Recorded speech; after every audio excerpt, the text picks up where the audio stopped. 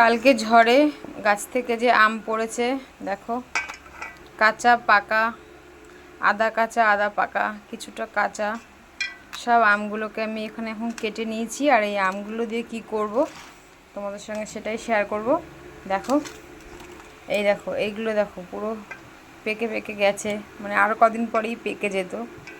আবার কিছু আম এরকম কাঁচা, একদম একদম কচি, এরকম সব আম রয়েছে। তো এগুলোকে কি করব দেখো, ভিডিওটা পুরোটাই দেখো।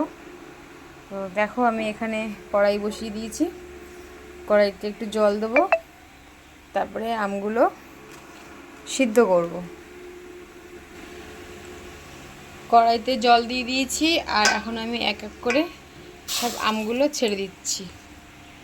আমগুলো দিয়ে কি করব তোমরা আইডিয়া করো, আইডিয়া করে আমাকে জানাও, আমি তো লাস্টেই তোমাদেরকে বলবো।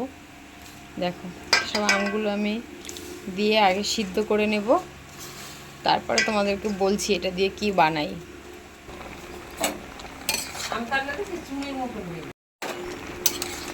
আমগুলোকে ভালো করে সিদ্ধ করছি, পুরো সিদ্ধ করব, কারণ এই জল ফেলবো না, এই জলে পুরো আমটা সিদ্ধ হবে, সেইভাবেই জলটা দেওয়া হয়েছে।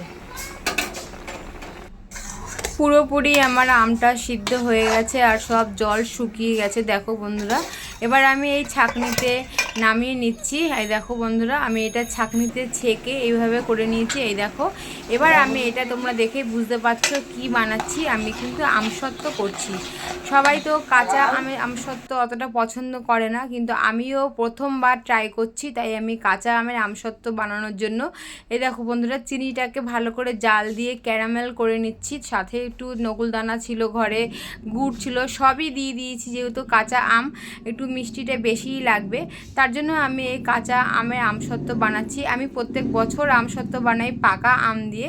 তো এবছর কি করব, ঝড়ে এরকম আম পড়ে যাওয়ার জন্য আমি কাঁচা আমগুলো কি করব ভেবে না পেয়ে আমসত্ত্ব বানিয়ে ফেললাম। আর সাথে একটু লঙ্কা ভাজা ছিল, সেই লঙ্কা ভাজা গুঁড়ো করে এখানে দিয়ে দিলাম, ব্যাস চিনি ফ্লেক্স হয়ে গেল, চিলি ফ্লেক্স। আর আরেকটু ভালো করে কাঁচি দিয়ে কেটে কেটে দিলে ভালো লাগতো, আমি হাতেই ডলে দিয়ে দিয়েছি।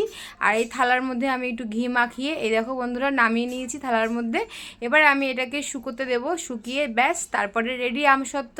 যেরকম প্রত্যেক বছর করি এবছরও করলাম। তো এবছর কাঁচা আম দিয়ে করলাম প্রথমেই, এরপরে পাকা আম দিয়েও করব, তখন আমি আরও ভিডিও করব, তোমাদের সঙ্গে শেয়ার করব। তোমাদের কেমন লাগলো আমার এই ভিডিওটা অবশ্যই কিন্তু কমেন্ট করে জানিও। কিছু সময় আমি এখানে পাখার তলায় রাখছি, কারণ আমার বাপের বাড়িতে এত গাছ, গাছে কোনো ভালো রোদ্দুর পড়ে না, তাই পাখার তলায় দিয়ে পরেই আমি রোদ্দুর দেবো।